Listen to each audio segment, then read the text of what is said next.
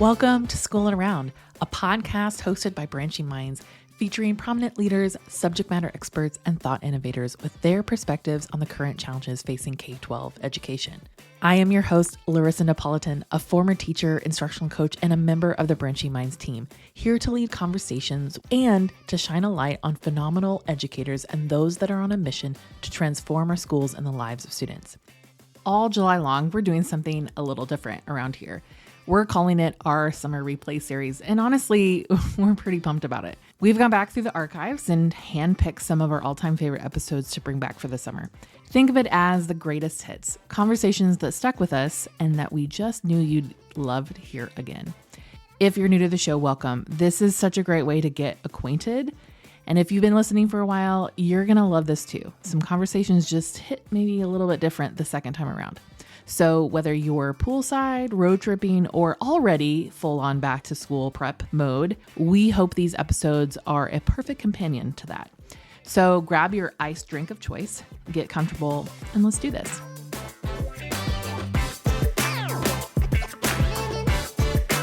We talk a lot about MTSS at the elementary level with foundational skills, but MTSS is becoming more and more commonplace for secondary schools to implement. So today we are going to chat with a couple of educators from the field, Kristen Ruffert and Rhonda French from Medina City Schools in Ohio. They are here to share all about their secondary implementation. Welcome, ladies. Hey there. Thank you so much for having us. Well, we're so glad you're here. So to start out, let's just have you share a little bit about your roles and Medina, and then kind of where you guys are at with the MTSS implementation. Okay. Hi, everybody. I'm Rhonda French. I'm the Assistant Director of Pupil Services at Medina City Schools. This is my 7th year as a district administrator in Medina City Schools. And for nearly a decade prior, I was a school psychologist in another life, it feels like. I'm Kristen Ruffert. I'm starting my 2nd year in the district as an MTSS coach with grades 9 through 12, and I'm primarily at Medina High School. Before that, I taught 13 years of gen ed high school science. So she's actually our expert today. So Kristen and I are a part of our Pupil Services Department in Medina City Schools. Our Pupil Services Department is me as the Assistant Director. We have a Director of Pupil Services, Mina Pazitka. We have a Coordinator of Special Education, a Behavior Specialist, and we have 3 MTSS coaches, which we were able to add to our team last school year. So Kristen is at the high school, Maria Koleje is at our middle school, and then Abby Banning is at our elementary schools. So our district, we have a preschool building, a standalone preschool building. We have 5 elementary schools, we have 2 middle schools, and we have 1 high school. And then we also have a school that specializes in behavior support for students with disabilities. So for our purposes today, we're going to primarily chat about our high school, where we currently have just under 1,800 students enrolled. And to give a little bit more background about Medina, so Medina is a suburban district in Northeast Ohio, and we are at just under 6,000 students total. So for the high school specifically, we're very much still in the very early stages of MTSS implementation. I took on this role last year for the very first time, and prior to that, whether or not our staff had even really heard of the acronym MTSS was questionable. So we did a lot just within a year of getting that kind of that knowledge base and some of the foundational work. Within just a year of implementation, we've managed to form building level teams where we have a tier 1, like a PBIS and MTSS committee that meets monthly. And then we've developed a tier 2 specific focus on looking at how to get tier 2 systems in place within our building. And then we're pulling in data for things like test scores, STAR screener data, and we're using the DESA, SEL Universal Screener. Last year was the first time that our high school had even really used SEL screener for any reason, and we chose to use the DESA through Branching Minds to do that. And in the 2nd year, what we're starting to use from Branching Minds is the graduation risk report a little bit more, and pulling data from that to start to make decisions for students with tier 2 needs. As far as some decision-making things and instructional changes that we've been able to do since our implementation, the district has developed an SEL committee And our focus has been developing district-wide Tier 1 lessons for pre-K to 12. What my focus is right now with Tier 2 especially is we've had a small group study hall that now it's called a connection study hall. And I'm working to make the focus of that more of a structured support for Tier 2 for students. Well, it sounds like you have done a lot of work to get yourself sort of where you're at today. And we'll kind of dig into that in a little bit. But since we are talking to secondary, I would just like to ask a kind of fun question, sort of to set us off. What is a misconception that you might have had about high school before you started high school? Before I went to high school, I thought that it wasn't going to be fun. I think you are so anxious and overwhelmed and nervous about high school that I was just in my mind, I thought it was going to be terrible. And it was not. I met my best friends in high school. It was a great time. And interestingly, from that experience, obviously as a school psychologist, I'm very much into research and I'm a nerd and I love, thinking about research studies and how they impact my life and my profession. And so many years ago, and I can't remember the reference to this research study, but it basically said that 80% of the situations that you have anxiety about or you're nervous about end up being positive or neutral. So, it's an interesting perspective because, not all situations you're nervous or anxious about, but 80% of them that you are going to be just fine. And so I feel like that was my high school experience, is that I was so nervous about it. And it was one of those 80% times where it all just ended up okay for me. Yeah. I mean, I can understand. I was also very nervous. Kristen, what about you? I don't remember being nervous so much because I feel like I don't know what I was thinking, but I do remember watching movies about high school, like Clueless or Mean Girls or something, and I was like, oh, that's what high school is going to look like, is everyone's in these very specific cliques and people are mean to each other all the time. So that part I think was like, oh, I don't know what that's going to be like.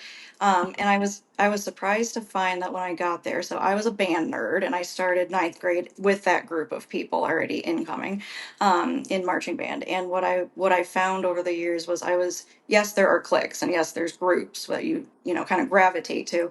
But my best friends that I brought up with me from kindergarten, we ended up in three different cliques in high school. One was in drama, one was a cheerleader, and I was in band. And it was still okay to interact with each other. And I think it was refreshing to me that it wasn't just like the movies. I do think that many people who think about American high school and they refer to movies, I've heard that before. So, okay, let's dig into MTSS implementation. I know that you're kind of at the beginning of the process. It sounds like you've done a lot of work to kind of get where you're at today. And so I would love to sort of talk about what did supporting students in your high school look like before you started that implementation of MTSS? And I know Kristen would say absolutely nothing. There was nothing done to help kids. And her perspective is so interesting because she's coming from general education. So, again, my background is as a school psychologist. I primarily worked in special education before I became a district administrator. So, her perspective is one I very much value. But in this case, I will say that she's probably a little bit wrong when she says nothing, in that, in our high school, in all high schools, everyone has good intentions for kids and there are good things happening whether it's systematic or not, and I think that's so important to remember. So you might say, like, my school doesn't do MTSS, and I would probably argue that you do some things, but it might just not be systematic. So we weren't regularly looking at data to make decisions. We were placing students and worried about placement more than services and what the services to address issues are. So I think prior to, Kristen's involvement and more of what we've been able to achieve in relation to our secondary MTSS is that the fidelity of the implementation was not great, is that we weren't doing it consistently, and also we weren't necessarily doing it efficiently. So a lot of individual decisions versus, more group-based decisions. But really, I mean, overall, kids got help. Good things happened at our high school, and again, all high schools, even if it's not systematic, it's just not efficient. And because, we go through things in our district of up and downs, budget constraints, and other things that might make limitations on staff and instructional supplies, we needed to make sure, and we need to make sure that it's running very efficiently.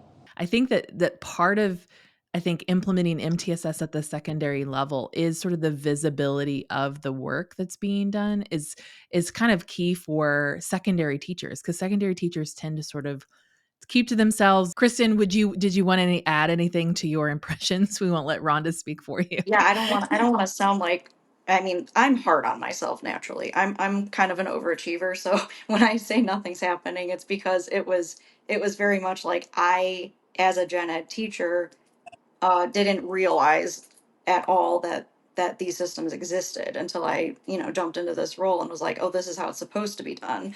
And this is what we have to work on, changing so that we're looking more big picture. But that's exactly what you were talking about with our work being very siloed. It was pretty much me in my classroom, and my job is to teach the content, and make it engaging, and make sure the kids are, achieving. But it's kind of put on you as like you are the content expert, and that is your class, and you're responsible for that group of kids, and then they leave you and a new group comes in. And so it's I think it's very challenging to start implementing something like this in a secondary building where you've got a lot of moving parts. You have teachers who don't necessarily see their kids very much, meaning like if you see them 45 minutes a day, and then they're gone, and then you see them again, compared to the contact time that an elementary teacher would have, and that relationship that they're able to build with the amount of time they do see that student is just very, very different in secondary. But with that being said, but I've taught ninth, 11th, and 12th grade science. And I feel like coming from that setting, it's it felt like a one size fits all. Like you're there to expel the information, you're there to give them the knowledge and then see if they achieve or not. And then worry about, I don't have time to reteach it, and then move on. And I think that one size fits all, it's like if there's nothing in place to help support kids who don't succeed with the first version of what you're giving to the kids, it's kind of like oh god, they need help, and then we immediately assume that they need specialized support. So without that system in place of understanding what you can try first and how that takes time to really develop, oh okay, well maybe just they need a little bit extra within the classroom and they needed it differently within the classroom. Without that concept, I think high school in general struggle with. And it's not that RTI didn't exist necessarily. It's just to what extent were we asked to really collect the data and do it to fidelity Mhm. is it's I think it's very up to the building. Mhm. Well, and it makes me think about, I was in a situation where we started to implement RTI, and an assistant principal came into our PLC, our department meeting, and this was at middle school, and was like, "Hey, we're gonna do RTI. Get me a list of kids that struggle." And I was like, "Okay." It was kind of a broad ask, and it wasn't very specific, and there wasn't a system of like, okay, so which data do we use for determining what they're struggling with, and what's going to happen. And it really put a lot on us as a teacher to like, oh, we need to figure out which ones are struggling and then implement a specific targeted intervention for them.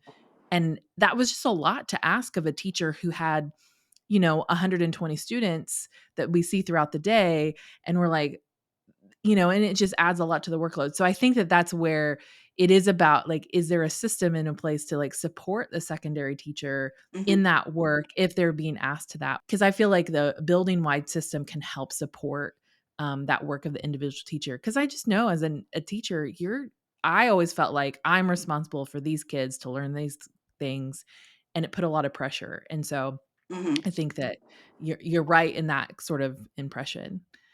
Rhonda, is there anything else you wanted to add? Sorry. Yeah, it can change in a year, right? So that's where we were, but like think about what Kristen said at the beginning, and that like all of the stuff we've done, and it's only been just over a year. So I often have to take all of our coaches back to be like, "Hey, remember a year ago when we all would have said nothing was in place? Like look at where we are now." And I think it might seem slow, especially once you gain the knowledge, is that you really have to take a step back and analyze that like overarching and that overview data, where it's like, okay, here's where I actually was and here's where I am now. Yeah, yeah. Well, okay, so let's sort of move on to talk a little bit about, you're gonna start implementing this MTSS. at the secondary level. And I know that there's a lot of challenges in that. And we talked a little bit about just people's knowledge base around MTSS. But I guess my question is, for your specific context, what were some of those challenges or barriers that you encountered? And then maybe what were your ways of approaching those challenges? Mhm. Yeah, I do want to mention that one of the reasons that our district actually added coaches and kind of looked to make our system basically overhaul our MTSS system was because we had state findings related to disproportionality. So, outside of this conversation, we have done a lot of work related to things like equity, diversity, inclusion, which is a whole nother podcast. And so, I think it's important to mention that though, because that was the impetus for us to do the work. So it was like, hey, here are, these negative outcomes for certain populations of students, and you really need to clean up everything else that's coming for before identification of special education because these things are happening in your district. And so when we committed to the work, we knew that because we need to change these outcomes in relation to disproportionality. And so our motto became, we're going to do it slow and right versus just doing it for the sake of doing it. And so our barriers were, why we had to do the work, things like mindset, etc. But then it was, okay, we're going to stick to this motto where we're going to make sure that it's going to be done right before we move on to the next thing. So I think the hardest thing has been that it's been a slower than typical process, I would say. But I think because of how we're approaching it, it has been much more well received. Yeah, 100%. And I think from my perspective within the building, so I taught in the building for 9 years before becoming a coach within the same building. So I had the benefit of knowing the staff already, and I didn't have to establish the original relationship with them. I knew who I was working with. But in shifting into this role, I had to start navigating early on last year, kind of where we were at as a building in terms of what they did know and what they were, I guess, aware of what they should be doing or shouldn't be doing or haven't tried yet. And so a lot of that first part of that year was me figuring out that not only was there the barrier of, like they've been used to doing something for one way so long that it's just, it's asking 130 plus teachers probably in one building to change what they're doing, right? And so that, why are we doing this? Why are we adding more websites, more platforms, more things to do? What is this SEL screener? We've never done this before, and so it was like kind of adding in all those additional pieces and new ways to approach thinking and I don't know, things to click on, things to understand. That part of it, I think, on top of all the stress of, well, we're putting out fires all the time after COVID with student behavior and concerns and attendance and everything else that goes along with what school now is. That's been challenging, but I've tried to approach it from more of a perspective of, if we work together and kind of look bigger picture, instead of putting out all those fires reactively, if we approach it more proactively as a whole, then it will prevent eventually down the road those things that you have to deal with constantly. And so trying to approach it from that perspective and then continuing to make myself available for our staff for support, like, I am here for one-on-one support. You just need to reach out. We set up a time. So some of that has kind of allowed some of the shift to start occurring, but it's definitely, I have to remind myself a lot, and Rhonda helps me with this too, is it will not happen overnight. Mhm.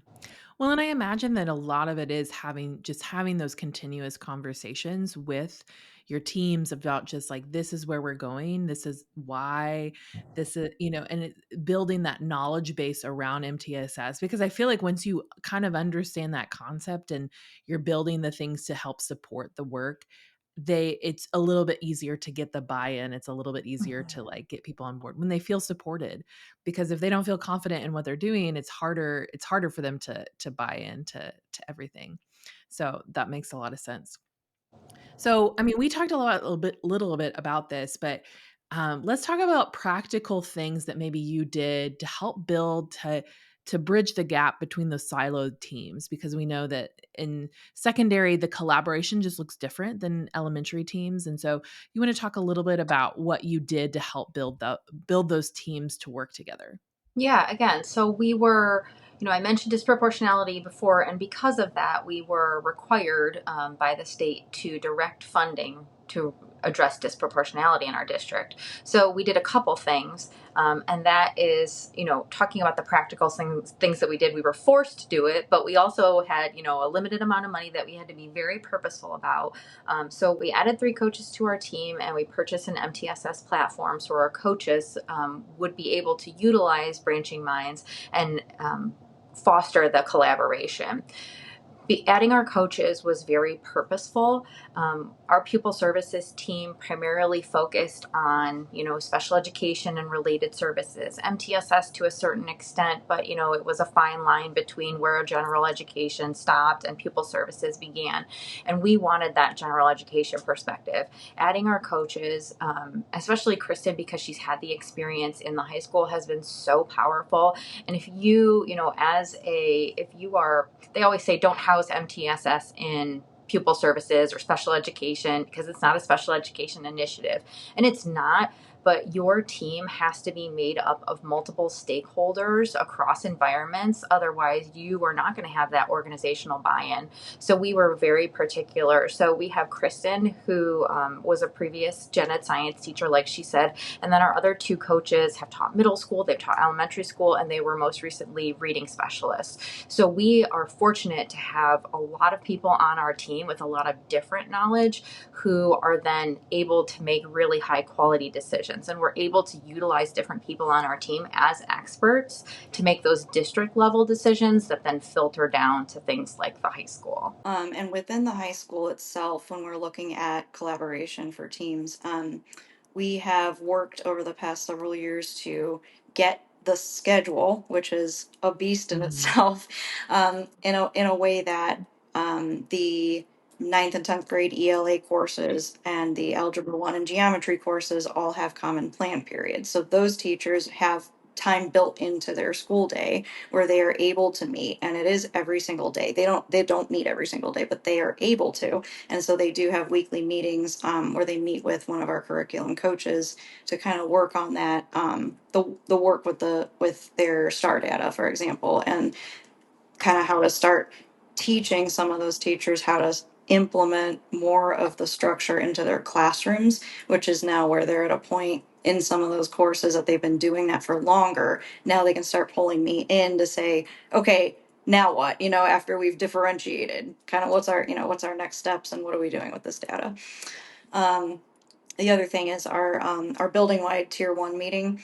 Um, it was a phenomenal decision to set all of those meeting dates for the school back in May of last year, so that everyone who's a part of that team, can prioritize that this is happening and we know it's coming up, and then it gives you a lot more buy-in. I feel like when people are aware that it's happening and that they know what's on the agenda ahead of time, and that when they're able to prepare for that meeting more appropriately, that's what we're working on, is making the structure of that level meeting more effective for the building too. I think setting those meetings ahead, like allotting the time in the schedule, because I think that even if you end up canceling a meeting, even if things adjust, it's better to have that allotted ahead of time than it is to wait and do that at the beginning. I think doing it in May is fantastic. And I even like what you said, the schedule. I know that is a big topic as far as with secondary. The schedule is a beast. Like getting it down to making sure that everyone has the right times that they need, and so that they can meet with the people they need to meet with. I think that is that's a great way to support teachers in the work, is to give them that space and that time. So I would love to hear a little bit about what are some of those results that you're seeing, even just like the small things that you're seeing sort of as things have gotten kind of underway, even in this new school year, that you're like, oh, this is great. Like we can see the results of the work that you did to set it up. Well, I do want to lead with saying prior to disproportionality in initiating any of this work is that it was really hard for us to get data. That was the one thing that we had to clean up first, because we couldn't even, when the state told us we were disproportionate, we were like, what? Like, we didn't even know. So if you're not systematically collecting the data and reviewing the data on a regular basis, that's something that you have to start with immediately. So even before we had coaches working through Branching Minds with data, we had to clean up our data systems and figure out where we were going and how to, collectively gather it all so we could make better decisions for the district. So that was definitely, in talking about the results, is that even just from then to now, in a couple years' time, I would suggest that we wouldn't have even been able to pull data outside of, academic screening. To now, we have a comprehensive system where we can show you lots of stuff. That's great. And to speak to that too, I think I'm starting to notice people are, as they're, recording behavior incidents in Branching Minds. It's like that's the one thing that they were asked to learn how to do. And last year, that was where they clicked, right? So they logged in, they clicked in the corner, and they did their one thing. But now there's people who are like, wait, there's all this stuff on this page now that's populated, and what does it mean? And then what I've noticed, which is monumentally beneficial, is that the teachers now want to know more of why is this section blank for a kid, so they're starting to see, wow, this would actually be really helpful for me to be able to pull this information for a student and see that if I'm having this issue with the student or they're struggling in this, that other teachers are seeing the same thing, and then that kind of helps with the buy-in too. But the other piece is looking at some of the behavior logging that we've now been able to do consistently for a year, and now we're previously the high school had we definitely had major referrals because you have to input that information, but that was pretty much if there was an office referral and an administrator was involved, it got recorded into a different system. The minor referrals that were happening in the classroom, however, were they were asked to put it in a Google form, but it was kind of on the side, and it was if you remembered, and it was not used very much at all, honestly, including myself. I would forget it existed. So the minor referrals were not something that we could even rely on for any data. It's been much more consistent with people logging the information. Attendance has been very consistent with cross-logging that for, the student system, as well as so that the rest of the teachers can see the behavior incident. And then it's a lot easier for us to pull that data and say, okay, now that we know where the behaviors are happening or what the behaviors are, and we've been able to work a lot more to establish more we're working towards, okay, how can we actually change maybe what the student is receiving as far as progressive discipline? What can we do during the detention to make that more of a restorative moment for the kids so that we can work on fixing the behavior? Yeah. Well, and I think sort of what you're talking about is just a little bit about the momentum of using a system is really helpful. Even just having that MTSS mindset of like, okay, we need information to help make decisions, to problem solve, to be able, you're like, oh, we can have more access to things that we might need to know about a student to be able to help support them better, and have those restorative, even I think even like thinking like, oh, is there something else in detention that could be just, like a little bit more helpful in supporting the student, not just a punitive kind of thing. And I think that's a big deal with behavior, especially minor infractions. I think it's a little bit about, because that stuff adds up. So I think that I would love to know a little bit. You talked a little bit about fidelity of services sort of being one of those struggles. This is, I'm tossing a curveball to you, but I wanted to follow up about how have you seen sort of the fidelity change? Because it's not going to be great, super, fantastic results immediately, but like, how have you seen the change in that in this last few years? Well, especially as it relates to the SEL and the focus that we have related to that.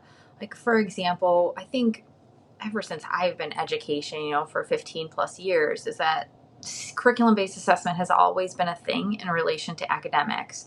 So a lot of people have really good knowledge about academic data, and how to analyze that, or even just look at it in some capacity. But especially with the SEL process, I think that part is so, foreign to a lot of individuals. And so I think the SEL process of screening, identifying needs, offering that instruction, and how to go about it, and the logistics has probably been the thing that I don't want to say have had to clean up the most, but had to give out the most knowledge related to and offer PD on, just because a lot of people aren't familiar with it and don't necessarily understand it. Historically, districts have really focused on PBIS and the reward system. And those are fun things, and that's great. And, your behavior matrix, but we're really trying to shift that in Medina to become more aligned with how we approach academics and make sure we're screening, still coupling that with, behavior incident and analyzing that data. But we really want to take a proactive approach to all things related to MTSS. And so really starting at the beginning, and again, going back to that slow and right, just as doing it all at one time. So, making sure that everything and every initiative that we're implementing is being done right. Yeah. That's a great point. And I think that many people, maybe in the rush of an implementation or to try to see like quick results, will rush past that and maybe forget to make sure that each step is done correctly Yeah. in the implementation. Because I know that, that makes a big deal in the results. Because I think in education, oftentimes people are looking for that silver bullet, the thing that will fix everything immediately. But I think the best work, I always believe, is that it takes a while to implement and to really see those results. So Chris, this is really focused on Kristen and being an MTSS coach. Um, coming from the classroom, I would love to hear a little bit about what you wish you knew before you started the process. Okay, definitely number one is the I guess awareness that the outcome will not be immediately noticeable. I think it was something that, in the back of my mind, I'm like, well, obviously this is a long-term thing that we're working on. But I think it was a big wake-up call for me changing into this role where, like I mentioned before, coming from the classroom and you see if students understand it or not. Well, here it's a much longer road to working with adults to, change habits, change mindsets, get them on board with approaching something completely differently, and it can take years. Is what I'm finding is I think I shifted very quickly just because I think I naturally had some of that mindset prior to taking on the role, which I didn't realize I had until I had the role. But I think moving into it was a lot easier for me because of what I was already doing within my classroom with my students naturally. And then I come to find that that's not necessarily commonplace with every educator. And so, really working to kind of establish the work that we're doing is ultimately so the students benefit, and Mhm. making sure that communicating that to everybody consistently and then at every opportunity I can. Um, I think I didn't realize going in how much I would have to continue to emphasize that.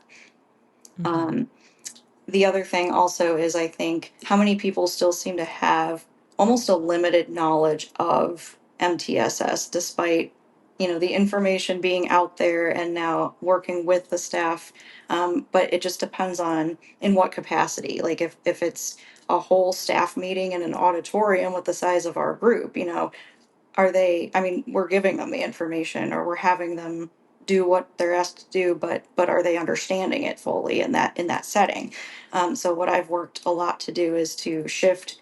I've worked with my principal to shift some of the focus of staff meetings into like almost little mini sessions of professional development. So as early as last spring, where I was like, the people need the things. I don't know how to give the information other than a large group setting, and it's not working well, and so we've worked to kind of restructure staff meetings so that they're a little bit more meaningful, and we've changed up groups, and we have people sign up for optional sessions that they wanted to learn more about while also wiggling in, but we're also forcing some tier one information at you, and I think Kristen differentiates her professional I development. I So I do. think that's really I, important to mention, is that she differentiates it for adults. And something that's been difficult is that we have found that a lot of adults that are working with children are technologically not inclined.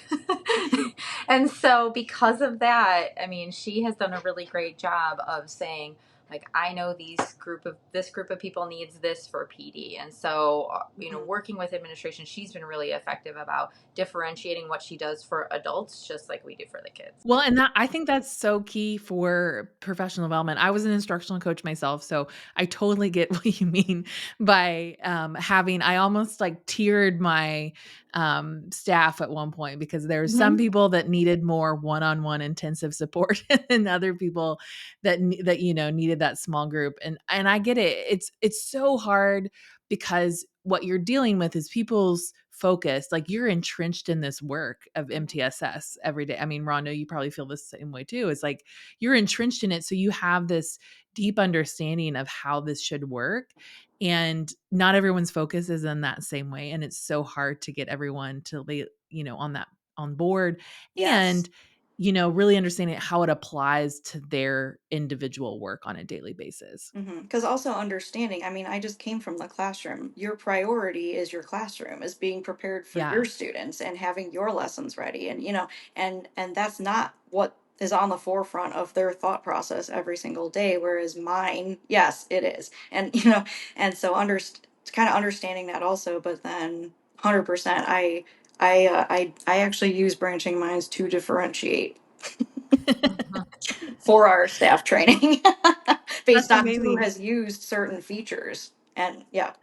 Rhonda, is there anything that you would add to that about just what you wish you knew before sort of launching MTSS into the high school? Um, I think just confusion over Kristen's role. We do have our Department of Instruction, a separate department from ours, focused on curriculum, also has instructional coaches. So I think it took some time for other staff members to really understand the difference between an instructional coach and an MTSS coach. So we're actually right now just in the midst of, trying to develop a flow chart that says, like, if you're looking to get this, then you need to go here. So I think confusion over the coach's role has been a limitation that we've had to deal with. But still, if a person is asking for help in some capacity, just trying to get them the help that they need. So it hasn't necessarily been like the biggest limitation, but just making sure everybody knows who to go to for what. Yeah. And then, just a focus on the student outcomes and the why of what you're doing. And I think that is obviously why a lot of us went into education, although maybe not with secondary teachers. That is the joke, right? They like to teach the content, they don't like kids. um, but truthfully, I mean, most people go into education because you like children and you want to improve outcomes. And so just We making certainly hope that. Yes. And so that just needs to, sometimes you have to bring everybody back to that. It might be, Mhm. a new person that you have to work with or a new program that you have to implement. But if it's going to help kids, then, there should be some sort of willingness related to that. Yeah. Well, and I think that often, Kristen, you said something about having to sort of repeat yourself a lot, like kind of say the same, maybe saying the same things kind of over and over again. And I do think that, as you're like, hopefully in the next few years, it won't be as often as more and more people sort of get on board. But I do think that going back to the why of just like, this is the reason, continuing to go back to that. I mean, I know it's always like, remember your why is a cliche statement, but it is really true in the sense of like, you get in the day to day and all of the other stuff that comes at you, and you're like, well, why are we doing this again? It's very difficult. There's so many, there may be challenges on a daily basis, but it's good to remember that. And because sometimes I do think when you are in the classroom, you often forget about sort of the structure of the district or even just initiatives. And you aren't seeing that bird's eye level. You're seeing sort of in the moment. And I always believed of like helping people see the vision is a big part of leaders' roles, is really to be like, what this is how this all connects, and make that connection for people. So I have a couple more questions. Just the first one is just about, what are you guys looking forward to in the future with Medina and this, you've started a new school year. What are you looking forward to, and in the work that you're doing? Mm. So, I mean, specifically, I just mentioned we're in it for the kids, but student outcomes. I mean, that should be the number one goal, is that there should be, any negative outcomes you might have for kids, like our disproportionality, that should be trending in the right direction. So, I mean, that's the overarching number one goal. But I think from the district level perspective, we're, especially our administrative team, is really trying to work for consistency between buildings. So with the addition of our three coaches who are on our team, with the addition of Branching Minds, with the addition of our SEL committee, we're wanting to make sure that, kids moving grades, moving buildings, that shouldn't be a hindrance to the service that they're receiving, and making sure that things just become more consistent in our district. And then also, one thing I'm super excited for is the SEL stuff. So again, I mentioned I'm a nerd, I'm a school psychologist. And so social emotional learning is, I think, such a priority for me personally, that, to have our district from preschool through 12th grade be doing a social emotional screener and taking on the ownership as a school district of addressing these issues in the classroom, I think is, a huge step for us. We were at actually a training yesterday. Kristen in our department was at a training, and it basically said that when teachers are coming out of college, that they don't necessarily have a ton of instruction in classroom management. And when you look at studies that measure student engagement and how much students are participating in curriculum, it often focuses on teaching strategies and, things like, what you're doing with the curriculum. But classroom management, it has the largest effect size when it comes to student engagement. And so SEL is such, like I said, a personal commitment for me, but it should be a huge priority, especially, Kristen mentioned COVID, and the behavioral difficulties that we've experienced because of that. So when we talk about, high student engagement, you also have to have, a high level of classroom management, which comes through things like SEL screening, making sure kids have access to tier 2 SEL supports, functional behavior assessments, behavior intervention plans. And so our district, because I feel like we really have, we have a pretty good understanding of the academic component of MTSS, we're trying to shift and say, it is about PBIS, but also that SEL component, and making sure kids are available for learning before we're able to do, any sort of deeper learning with them. Yes. I think that we underestimate. I love that you brought up classroom management as a part of sort of that SEL component. And so that's a really, I love that insight, because I think we don't talk about that enough, or we talk about classroom management as just like learning to be a teacher, but it's also about how you interact with people. And that's so much that social emotional piece as well. And so yeah, you can't have great teaching strategies and not have great classroom management. Yeah. Those will most likely fail. So Yeah. Kristen, what about you? What are you looking forward to? So I guess along with that piece, I'm excited to work with the staff in our building to also kind of overcome the misconception that, again, I had it. I mean, I was the same exact way until this role, that when you hear SEL, it automatically means we have to stand and hold hands and sing Kumbaya. And, there's some people who are just very resistant to, like, I don't want to do the touchy feely stuff. What, that's for elementary school. When really it's like training them and giving them the professional development that they need to understand that it's not that. It could be that, I Mm. guess, but it's really not that level of intensity. It is, we want the kids to show up and want to be here. So when they're here, what are we doing to establish that sense of belonging? How are we making sure that the kids, needs are met first before we're giving them all the geometry they need? And so I think, like, working with staff to get everyone to a place where that is the building wide I don't want to call it an expectation. I want to call it a building wide where the culture shifts enough to Mhm. get the building to a place where that is the understanding of, hey, you know what? I'm glad you're here today, and then move Yeah. on. Just that natural sense of having a student understand that we want them here, I think is what I'm excited to work on so that the students are then able to get the proper systematic support that they do need. Yeah. Oh man, that's a great point. I do think helping people understand that what SEL like curriculum or even just initiatives really are about, just making sure that the culture and the environment is welcoming and it's a place that they can belong, and that they're wanted. I know that was always a big deal to me in the classroom of just making sure of like, hey, I'm glad you're here. Is there anything else you guys would add to someone who maybe is going, we need to do MTSS at the high school? Where do we even start with this? What would you say, like one or two things you would say to them? I would say just start. I mean, I think because there are so many excuses that you can come up with for not doing the work.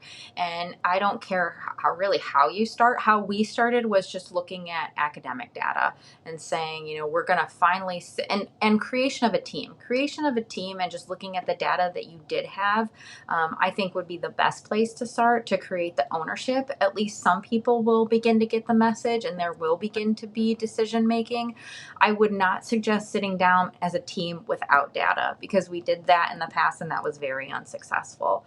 But really, I mean, just stop making the excuses and do it. It is able to be done at a secondary level. I can't tell you how many times I heard, oh, it's high school, like they don't want to do that or they're not going to be able to do it. And I think that is not an appropriate mindset to have, and you have to get yourself out of that mindset to just be able to say we can do it at any level. Because honestly, what we're doing is like I mentioned, Kristen was doing differentiation for PD for adults. MTSS is a systematic way of thinking about lots of different things, not only education, but thinking about professional and personal lives. It's still an effective and systematic way to problem solve, and that's how you have to look at it. So that's my advice: is just stop making excuses. It can happen at the secondary level. There's always something that's going on. There's never a Right. good Yeah. time. Yeah.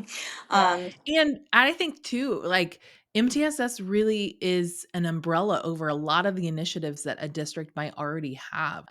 Yeah, I think I love that you're like, just get started. Just do it. Kristen, would you add anything to that? Yeah, my piece of advice is if you're starting this work at the secondary level, it can very quickly become overwhelming because of just how many moving parts secondary buildings have and how many different staff members a student might, interact with on a daily basis and what happens during all those times. And so what I really had to tell myself towards the end of my first year as a coach is pick one thing to focus on at a time. And right now, I'm currently not doing a great job of that, I have to admit, because I do have my hands in like a lot of different places. But I have to bring myself back to saying, you know what? We're not going to fix maybe academics, behavior, attendance, SEL all at the exact same time. And it's okay to approach the one that I know I can tackle because maybe we do have data for one of those areas. And that's something where we can start. Yeah. Well, thank you so much. I love this conversation. I love talking secondary MTSS and just all those things. I know that you guys are doing great work. And so thank you so much for being here. We just really appreciate it. And this is also for those of you listening, Kristen and Rhonda will be at our MTSS summit. So you can hear more about their work. And so this is a great just a teaser into Medina City Schools story. So thank you so much for being here. Thank you so much for having us. Yeah, thanks guys. Thanks for listening to Schoolin' Around, a podcast hosted by Branching Minds. Go ahead and subscribe to our feed wherever you listen to podcasts. And don't forget, if you are enjoying our content, would you do us a favor and rate and review our podcast on iTunes? This helps others find our podcast and lets us know how much you love what we're creating. Branching Minds is an educational technology company using learning sciences and technology to help districts effectively personalize learning through MTSS. To learn more about us, check out our website, branchingminds.com, or follow us on Twitter, Facebook, or LinkedIn at Branching Minds.